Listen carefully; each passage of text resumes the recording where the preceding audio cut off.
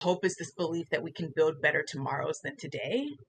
So I can just get really overwhelmed by how big everything is because it's everywhere. And so what I commit myself is, how can I be my best to make tomorrow better and contribute as much as I can there? And I'm just learning the power of trying to take it a day at a time, and that in that day of pushing, also having the space for healing, community, joy, music, all the things to be able to push again, moving forward. Welcome back to Impostrix Podcast. My name is Whitney Knox Lee, and I'm your host. This is Season 3 of Impostrix Podcast, where we are focusing on validating small business owners of color, entrepreneurs, and folks who unfortunately are navigating employment discrimination in their workplace. Impostrix Podcast always puts folks of color first. So all of our guests are people of color who are sharing about their personal experience or their learned experience. So buckle up, let's go.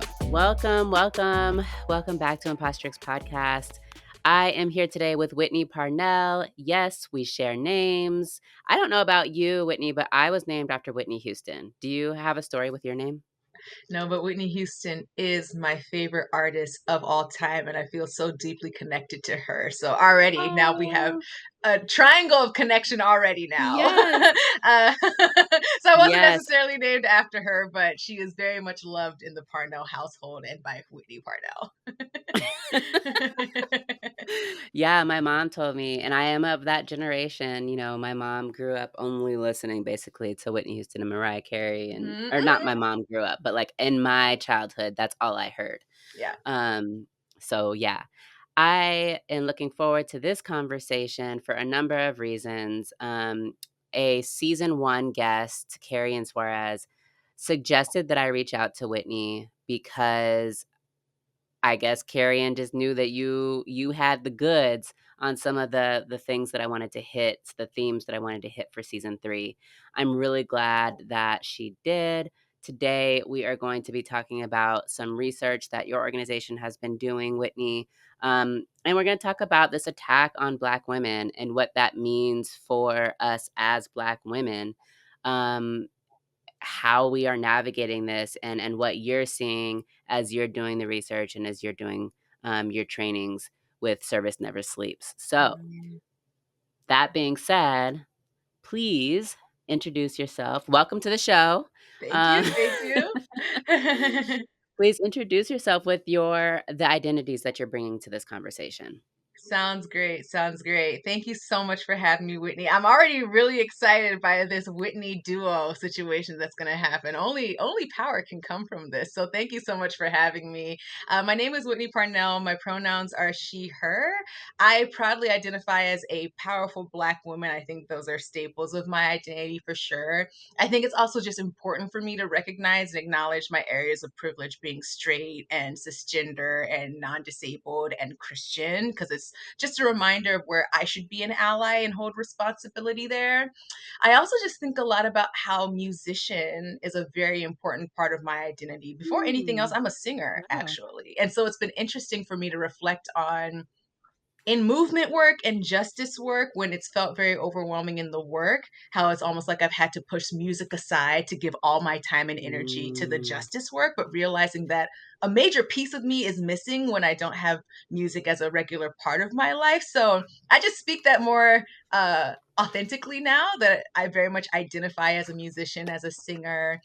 And the last thing that I'll say is that I'm a third culture kid. So one of the most stressful questions that I can be asked is where I'm from, because I'm Black American. My dad was with the Foreign Service. So I was literally born a few days after Christmas in Colorado, where my grandparents live. And then a couple weeks after that was flying to Paraguay with my family. And I lived outside of the country until college. So it's an interesting identity to proudly be Black American, but have this lens of having grown up in the global South that was a beautiful, amazing experience that showed that humanity is wonderful, diversity is wonderful, and only makes us better, and that injustice is global and no society, no country is exempt from that. So those are the big identities, I would say. Wow. See, and this is why, even though I come up with questions, I wind up all over the place, because so much of what you just said there are threads that I want to pull on. And the first is around your identities and identifying where you hold privilege. I know, and I'm going to let you talk about your work soon, but I know allyship is a big part of your work, and it just, one of the things, so that kind of acknowledgement really resonates with me, because one of the things that I've learned through doing this podcast is, one, how different we all are, how different Mhm. Black Americans are, how different people of color are.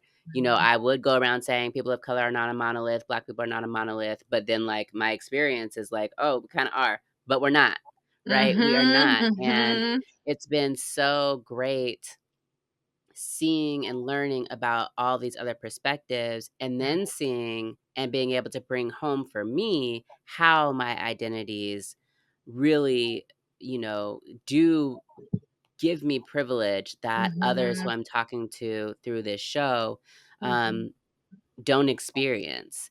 And Mhm. as Black women, a lot of the times we can be, uh, I don't even want to call it down on ourselves, because it is the reality that we are, you know, if we want to talk about the hierarchy, class and socioeconomics and all of this, Black women, yes, we are near the very bottom. Mhm. Um, However, there's so much privilege in like being an American. There Mhm. is so much privilege in being Christian and not having to Mhm. defend my Mm. religion or my lack Mhm. of religion, even. Mhm. Um, Mhm. there's so much privilege that I don't think about on a Mhm. daily basis, because, you know, by nature of it being a privilege. And so just thinking about allyship and thinking about how I use that privilege and that power to support other Mhm. people of color. Because the other thing is, as a Black woman, I sometimes kind of remove myself from the role of ally. Mhm. And I don't know if you run into this a lot in your work, but it's kind of like I'm already doing so much for myself. Like, I don't have energy, or this allyship talk isn't talking to me, Yeah. which is not the case. Mhm. And Mhm. so, yeah, I really appreciated what you said about that. Um, Mhm. the second thing is around you being a musician, a Yeah. singer. I think Yeah. that that's amazing. And I am working on a project right now with a friend. That friend is an artist. We're working on race stuff. Mhm. And they said, you know, we have this event coming up, and they said, you know, I'm just really being called to do something with drawing, to do something with art, like for this group convening that we're planning. So much of our work falls on like the verbal communication, as we heal, as we learn, um, as we explore. It's through talk. Mhm. And this friend is constantly reminding me and showing me how art is another avenue for this kind of learning, for this kind of healing, for being in community with each other. And so I really hope that you get to use your art in that way as well, as you kind of trudge along in the work that you're doing.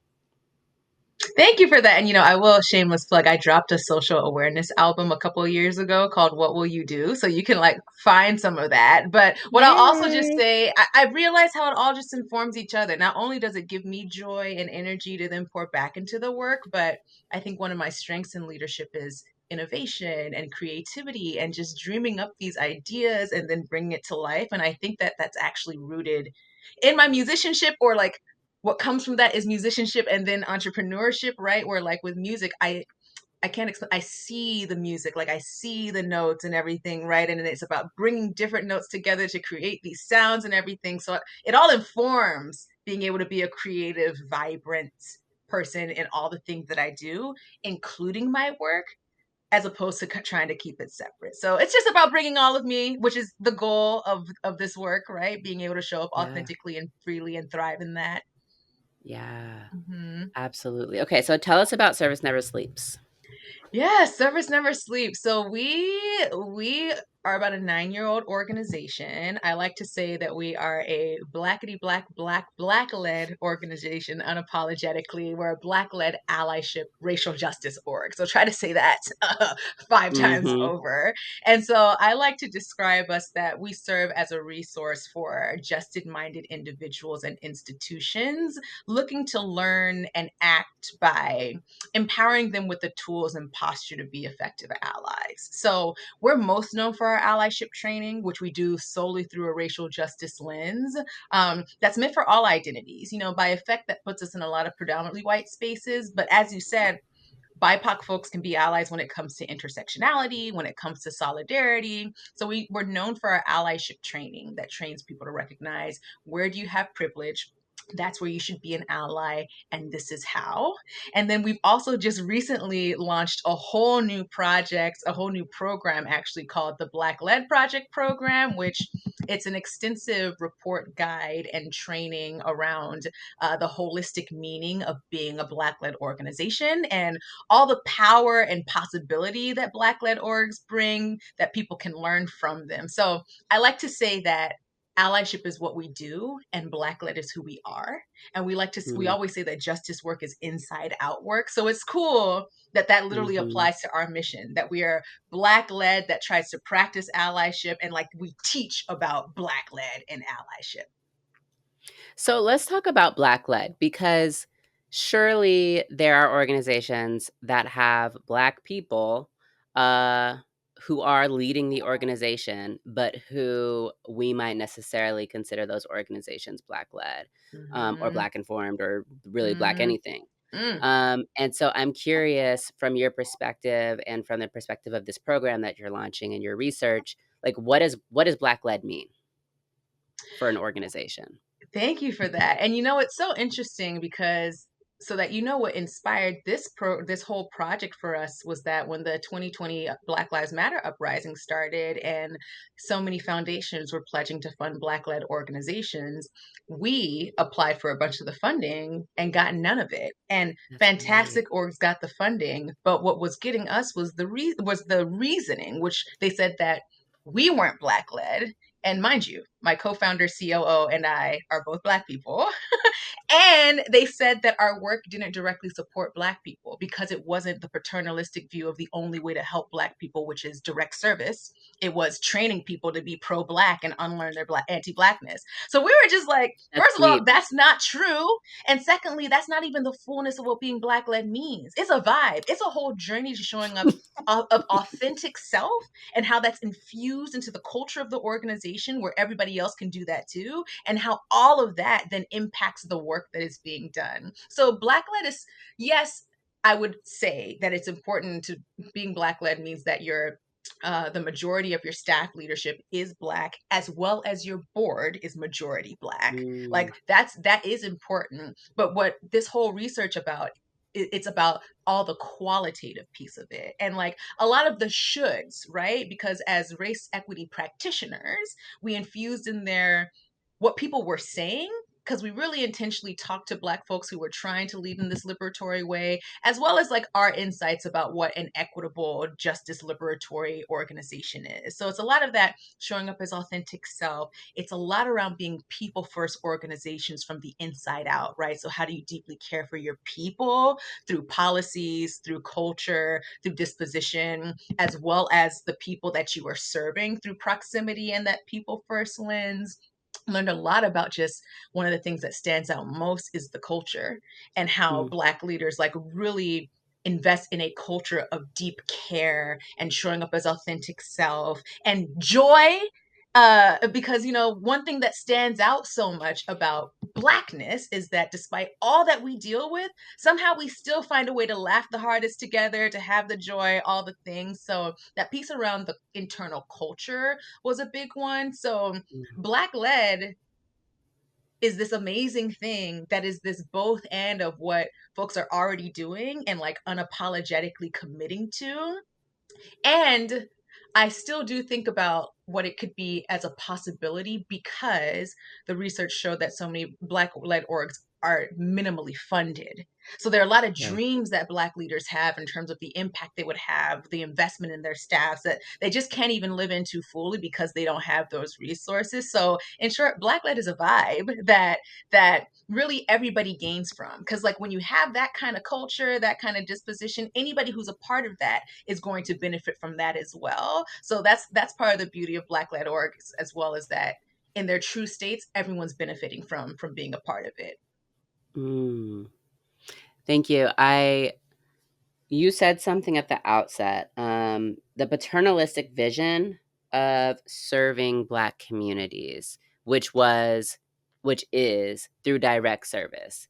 And that's interesting. I haven't thought about that specifically, or maybe I haven't put the words to it, but it is something that I relates with in my work as an attorney, as someone who so deeply cares about racial justice, Mhm. but finding that working,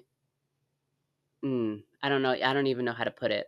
So yes, the expectation is direct service. Mhm. And how is that helping or hurting, the movement when that is the focus? That is where all the money goes, but there's not necessarily like what systemic, what institutional, what structural stuff are we also working on when we're thinking about racial justice and when we're thinking about racial equity? And are those organizations also getting funding?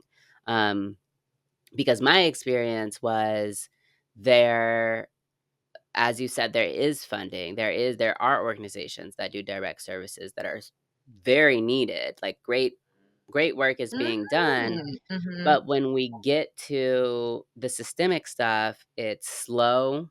mm, It's really difficult to keep the momentum. It's really difficult to keep the people, like mhm, the people power there to mm, work through all of the inevitable mm, challenges. Um, and, I just am thinking about whether this is on purpose and how, and we've seen it, of course, throughout history, that systemic change that benefits Black people just takes a long time. mhm, And, so I'm left to believe that, yes, it is on purpose, but it's just really interesting when you think about mhm, the funding and the direct service. mhm. Think it's so true, check mark. And what I'll just add to that too is I think that part of it as well is that truly addressing the systemic piece. The way I describe systemic is the energy that's happening all around, even when we're not touching it, that then becomes the air that we breathe and the water that we're drinking. And so part of why there is so much rejection as well is because really addressing the systemic means having to turn the mirror on self, right? Mm, And how we've breathed in that air and like our contributions there. So it's a lot easier to just give to the very important organizations that are addressing the symptoms of this virus.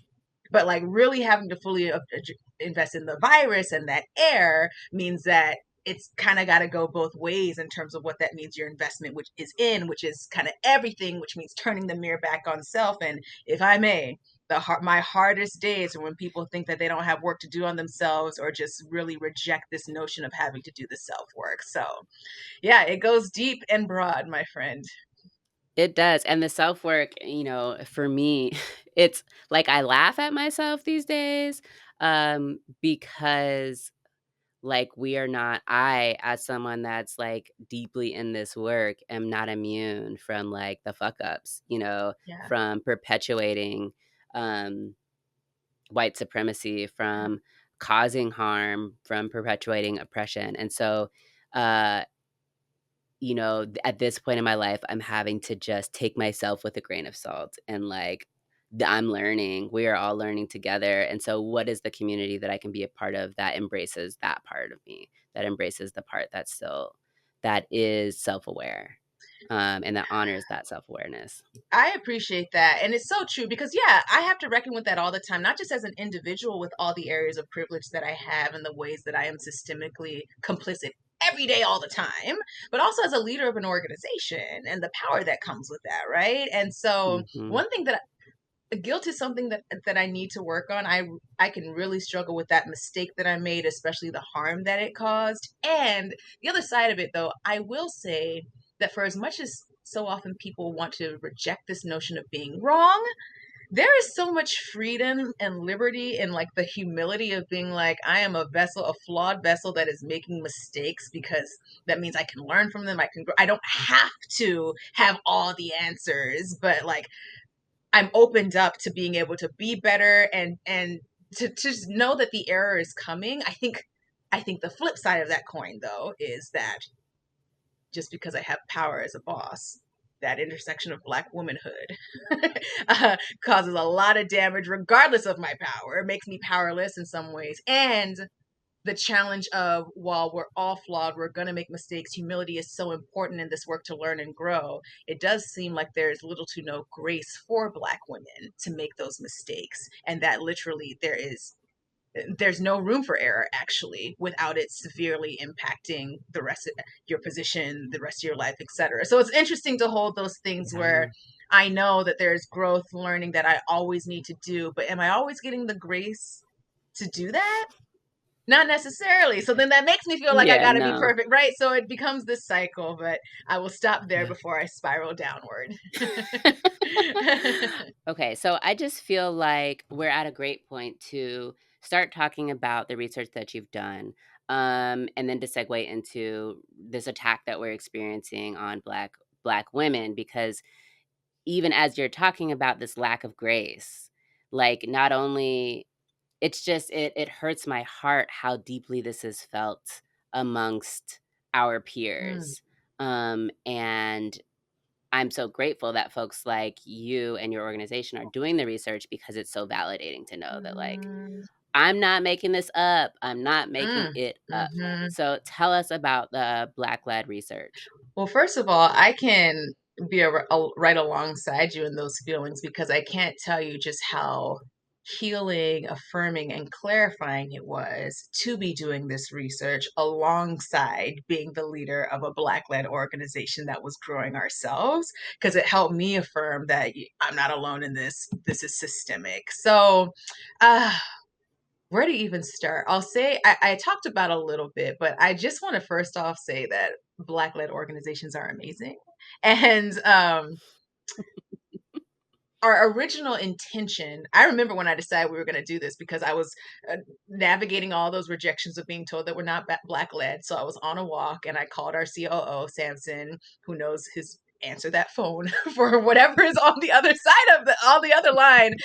We're great friends. We met over a decade ago serving together in AmeriCorps on the same team, and so 10 years later are now running this org together. So there's that Wow. relationship there. So he knows to answer that phone. And so I called him and I was just like, we need to do a research project where we take back our power to talk to only Black people about what being Black-led means. So originally it was to more thoroughly define the meaning of Black-led beyond these traditional numbers and qualifiers. And what was uncovered and really affirmed is that Black-led organizations are so incredible and can really set the example of liberatory leadership for all organizations.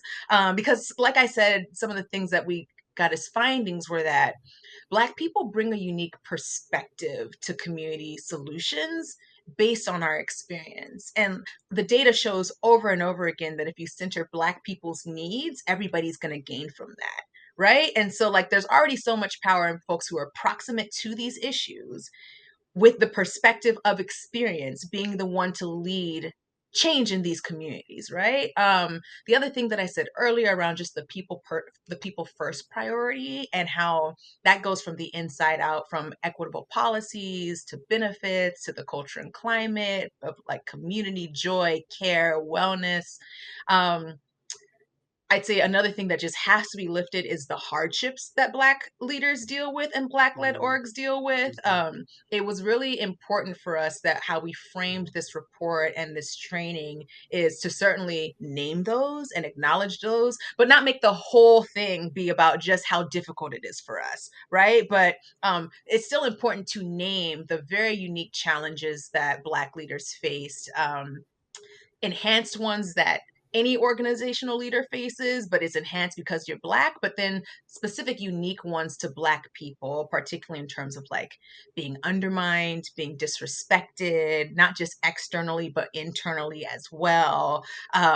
Just the toll of being so proximate to this work, right? And the literal weathering and health toll from having to face these traumatic issues day in and day out, having to do um, so much with so little, and like the pressure of just not being able to fail, because that reinforces stereotypes, and because that can result in the lack of our jobs, the closing of our organizations, and a big one being that we just get less funding, period, and all the implications behind Mm, that. And then another big one was that we need support, right? That Black leaders deserve to thrive yeah. out of principle, and that a thriving Black leader leads to a thriving organization.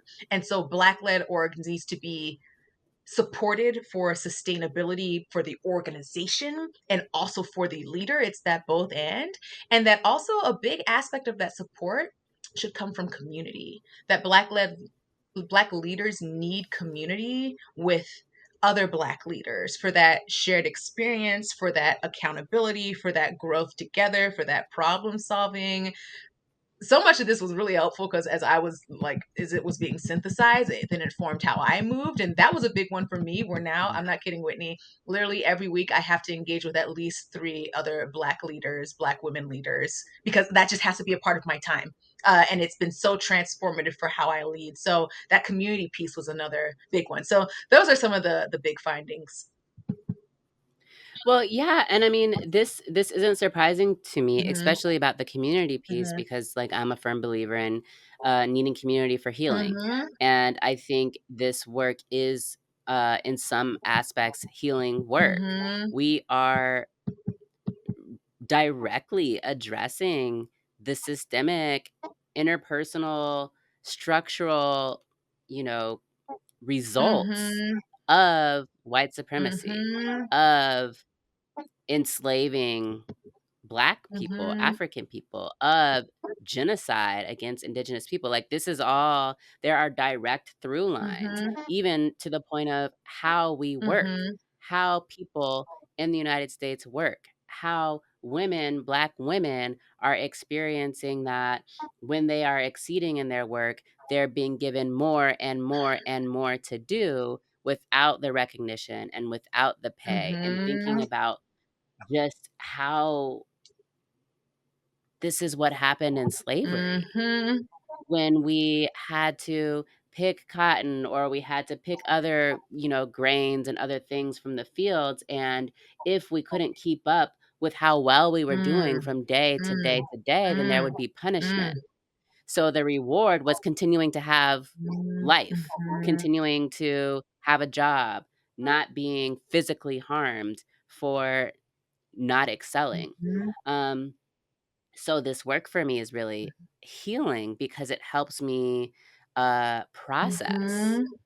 all of these realizations Yes. that I have as I continue on this learning journey, and as I get to teach others and work in collaboration with others to kind of help chip away at some of these For systems. sure. And I'm so grateful because to, to your point about the processing, because I'm very hard on myself, right? And like I said, I want feedback, I want to be better, I want to know when I'm wrong. But I was realizing how much I was contorting myself based on like contrasting Mhm. feedback, and uh, for me doing exactly what was asked, and all the gaslighting, when people throw around that term gaslighting, but actual gaslighting. And so this project and this research just helped me get clarity on, oh, this is systemic, and this is happening here too. And all these things are what make it systemic. So I'm not the problem here. I am the vessel that is enduring all the harm. So it was really, really helpful. Um, but I also want to say that it was inspiring and energizing as well, because again, there were so many great examples of Black folks just bringing all the greatness to their orgs, right? And like with Black culture and how we always find joy and innovation and everything, that same practice applied institutionally as well. So it's also really just inspiring and energizing to see all the creativity, the innovation, and be like, oh, we're going to try that over here now. And oh, that's a great policy. Right. Let's do that. And hey, maybe we should implement that as well. So community is so important. It was an amazing thing to be able to build new community from this project and interviewing these almost 120 folks and almost having a 2-year-long community experience by just talking to Black folks. So yes, it's been, community is everything, really. Were there findings that surprised you from this research? Thanks for that question.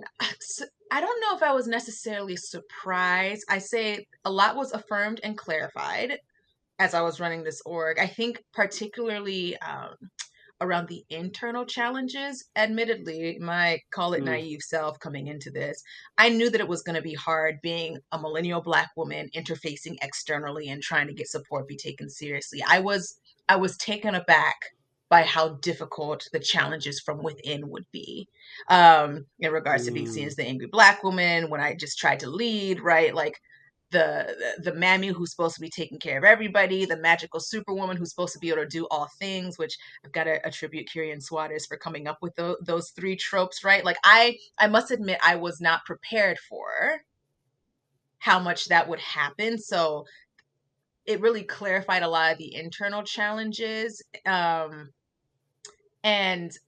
I think that there were things that were straight up alarming, like the health toll of this work and just how detrimental it can be. And even in this process of research, colleagues of mine having traumatic health things come up, having lost a few colleagues who passed away, where we know that it directly had to do with the toll of this work. So it was very alarming to just see how prevalent like our health can be impacted by this. And like I said, other things were inspiring and energizing in terms of ideas and revolutionary and radical stuff. So I don't know if the word is surprising, but I certainly took so much and gained so much and got things clarified and put into different buckets of reaction from there.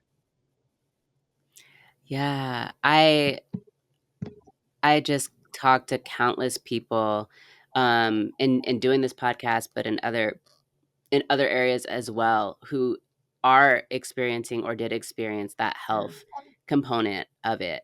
And it is alarming. It is, and everybody knows, at this point, it's maybe at the beginning of the illness or the, whatever it was, oh, I'm trying to figure out what this is. But now it's, I know what this is and I know why this is.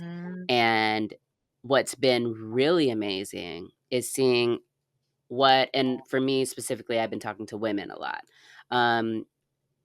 So hearing about what these Black women are doing for themselves to heal from that physical disease or from that mental health issue, what they're doing to take time away, people taking risks that they never thought that they would take, like leaving their corporate jobs, getting off of the ladder or the stairwell and just like enjoying being at home with their families, enjoying being like a homemaker, which I grew up not wanting to do that at all, and I still don't, frankly, I still don't, but what I do see and what I do feel in this last, year of, working for myself, of kind of switching up a little bit of what I'm focusing my energy on, is that working on my home is therapeutic. Working on my home life is therapeutic. And I didn't have a lot of time to do, like, it always felt like a struggle to just take that kind of time, to care for some of these spaces that I inhabit, that I live in with my family, Um, and so it's just been really cool to see how people are adjusting and adapting and accepting what their reality is, like the level of stress, that they are actually undergoing and then doing something about it. Thank you for that. I've literally been, you can see on my face, like I've been processing out loud as you've been sharing this out loud and holding two things. one, just I've been really thinking about this notion of healing. And you've got DEI, diversity, equity, and inclusion. And we always talk about how the D and I aren't enough. You've got to get to the equity to eliminate disparities so people are set up to thrive. But I've been thinking a lot about this full justice pie and how equity makes Right. up most of the pie, but that remainder is repair, healing. And I've been thinking about what does that mean in application to institutional work? Because you know that Malcolm X uh, phrase, and I'm butchering it, but he says something like, "If you stab me 9 inches and pull out the knife 6 inches," and I apologize for like the violent imagery here. He's like, that's not it. And he's like, but if you just pull out the knife altogether, that's not it either. You've got to actually heal the wound. I've been thinking about like, okay, institutionally, healing the wound would be equity. But what about all those folks, all those Black women who have been at the org for all this time amidst all this harm, that even if, okay, equity is in place, they still have all that trauma from what went on. And I can speak to that personally, right? Like just still trying to deal with and recover from what happened, even if it's not happening now. So what does like this justice Yeah. piece of healing and repair look like in an institution?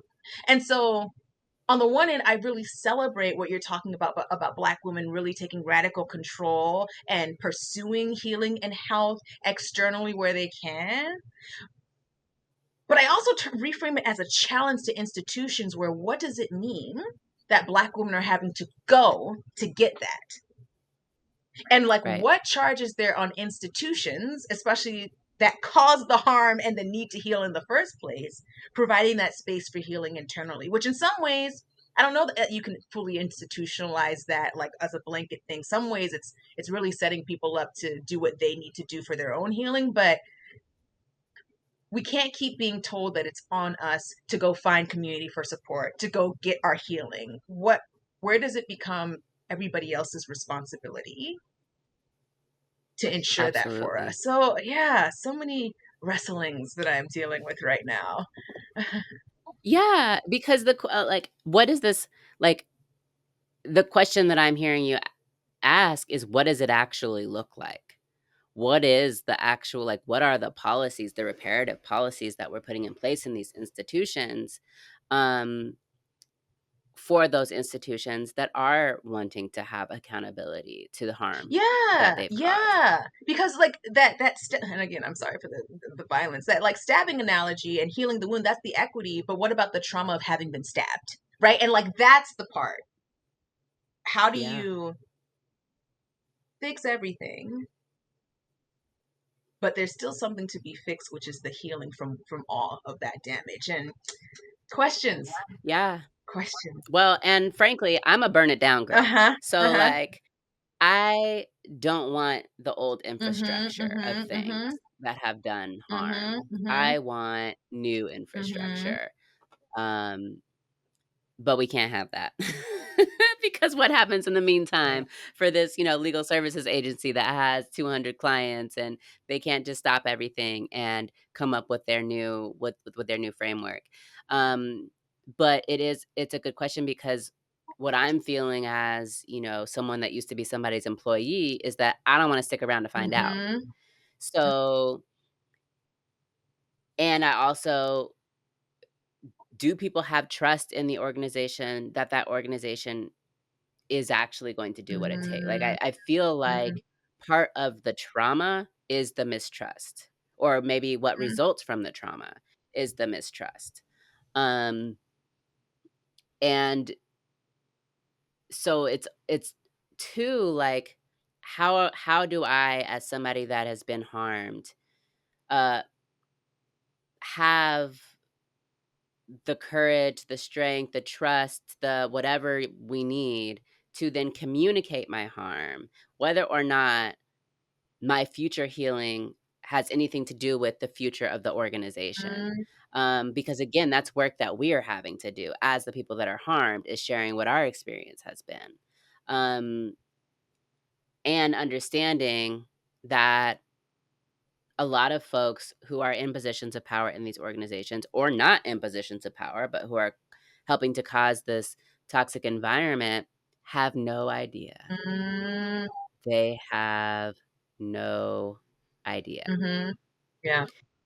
And I think, as consultants, I see a lot of time this is our role of is being the one that communicates the harm.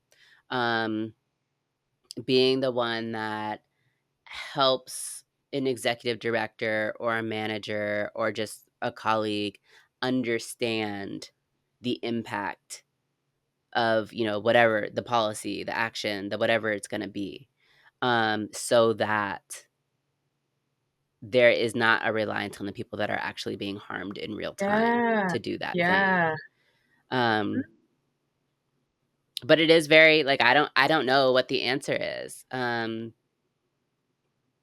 I struggle with this. You mentioned justice, and you and I have talked about this before. Like I struggle with this on the broader scale, having to do with justice and having to do with our criminal legal system. I don't see a way for there to be reparation within our current criminal legal system. So what does I that agree. mean for our criminal legal Right. system? Um, I'm somebody that tried to work from within the criminal legal system to achieve some kind of justice, but the fact of the matter is we don't know what justice is. Mm-hmm. Uh, we don't know what justice feels like. We don't agree on what justice is. Mm-hmm. And so it's like these kind of big kind of philosophical questions that I think get us down to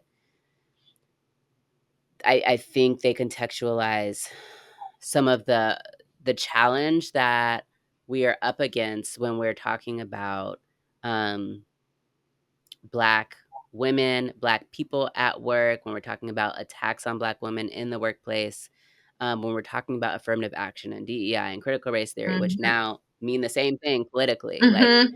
it's all the same, it's all the same Don't get me thing, started. even though it's not. But, because for me, these things, DEI, affirmative action, critical race theory, being like clear and direct about what our history is, all of these are necessary for reparation, Mm-hmm. for justice, for equity. Yet we are not at a point as a country where we're able to accept this type of learning. Still. And I don't know how many more reminders we need that until you truth tell, that virus will keep on getting infected and repackaged, and you really cannot fully move forward by just brushing it aside or acting like it didn't happen. So but I always say I'm working toward a hope, right?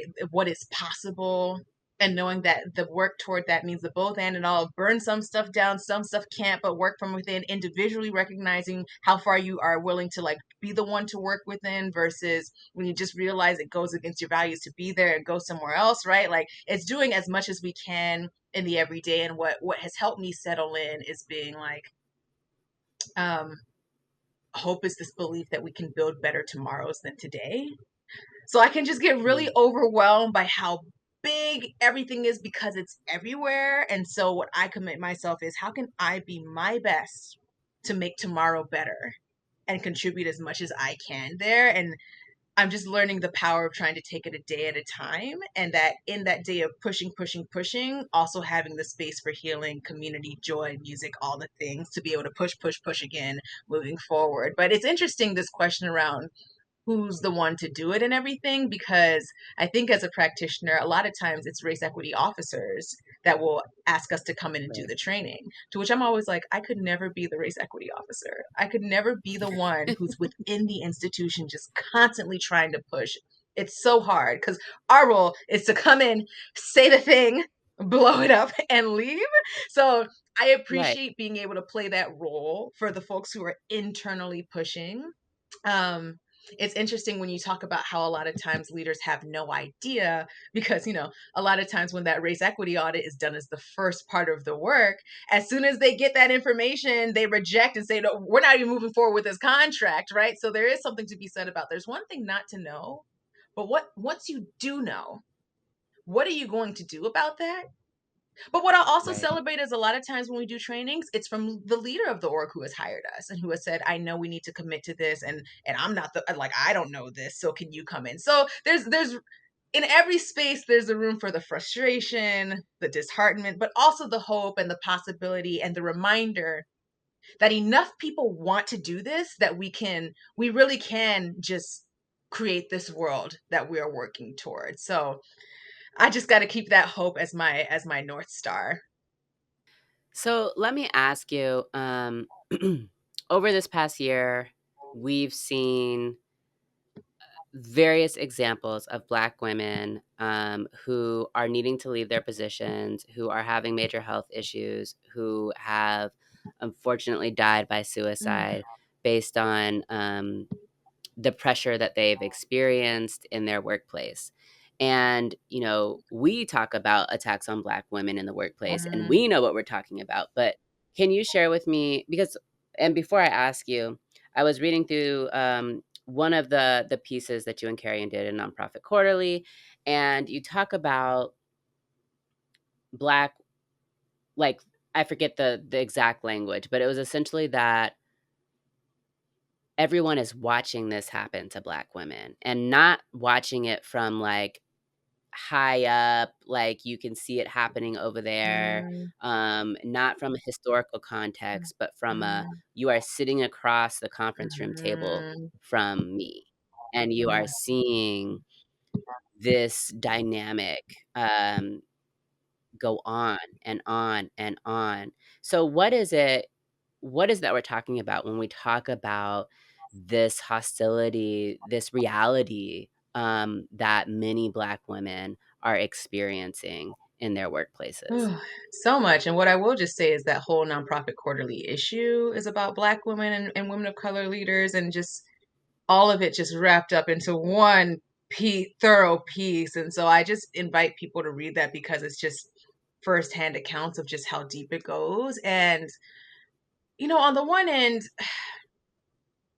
we've always been disrespected and mistreated, right? In ways that's nothing new. Like when you talk about just the history of slavery and everything, society's disposition systemically to Black women is, pardon my language for being so direct, but I think of Trisha Hersey in Rest is Resistance, her book, saying that Black women are society's mules. Right? People have only known to completely extract from us, Right, and then once there's nothing left to extract, then there's no more value and keep moving. There's no care, right? And so part of it is that systemically we've always been disrespected and mistreated, and that's nothing new. But I think the particulars of this season have been the influx of Black women who were hired into leadership and equity positions during the uprising, the Black Lives Matter uprising of 2020. And so just more clearly seeing this mistreatment and straight up rejection of our leadership through the sheer volume. And so you see it showing up as people getting fired or demoted for saying the thing and speaking the truth, which is what it's so interesting, right? Because the same thing that we're criticized for is what people depend on us for. Like people depend on the Black woman to be the one who's courageous to say the thing and take all the heat for it because somebody's got to. But then at the same time, that's what's getting us fired and in trouble, right? People yeah, are receiving so much pushback and defiance from their own teams and boards as if they're not the leaders of the organization.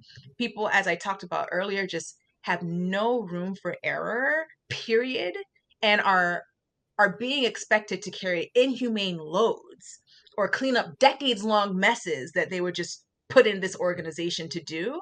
And so when that's not possible, being blamed and punished for it, almost as proof that we weren't deserving of the role in the first place.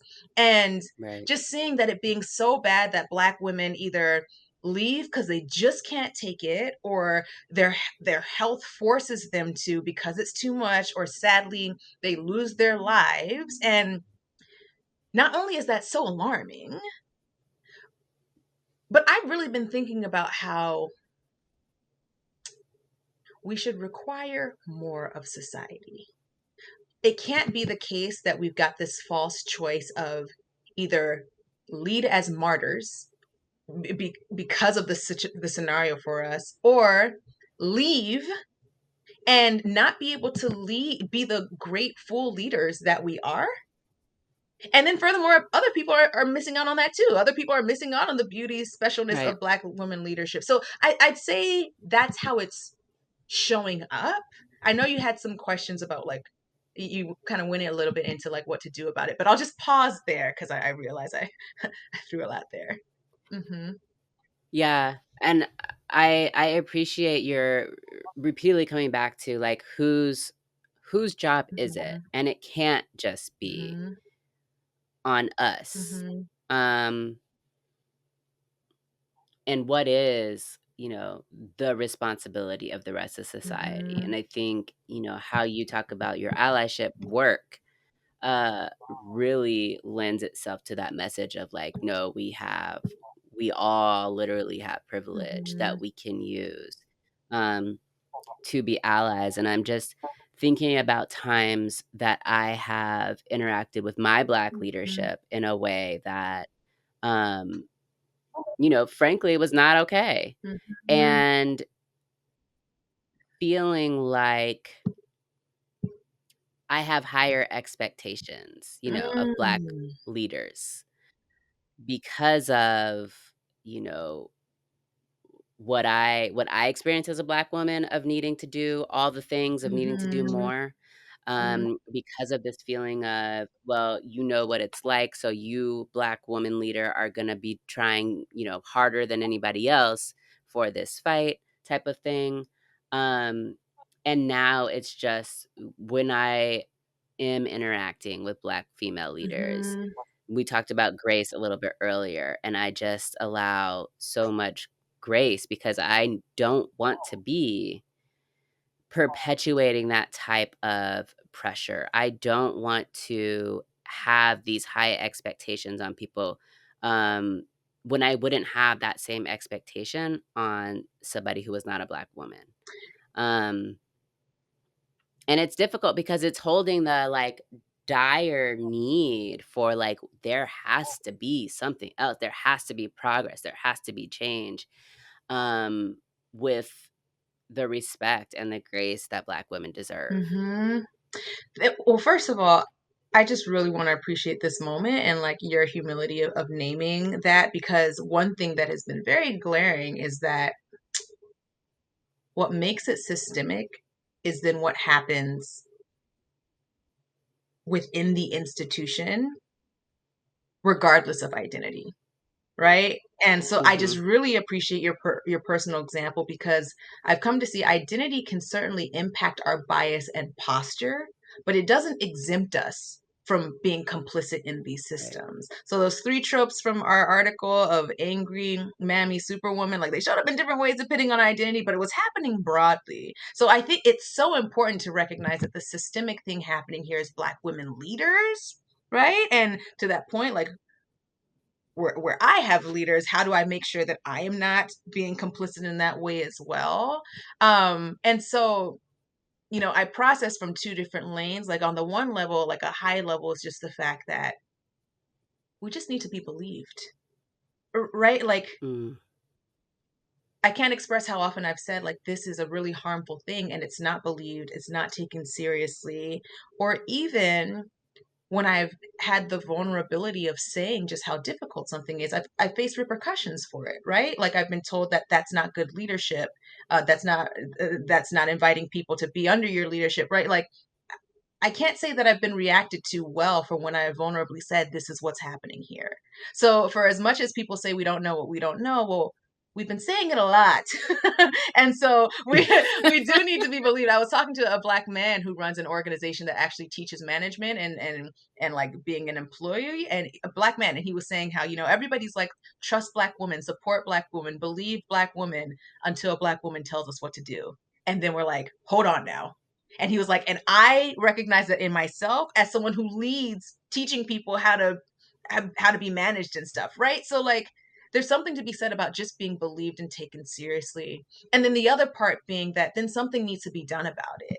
Like part of me just gets exhausted from having these conversations, because I feel like on the one hand, I'm so glad that this is a season where we are speaking out. Like this is the conversation that we are Mhm. like, enough it almost kind of like when Simone Biles in the Olympics, you took a step back and Black women were just like, yes, because there was that Mm-hmm. eruption of just what that meant from saying, I will look out for me and cannot do this right now.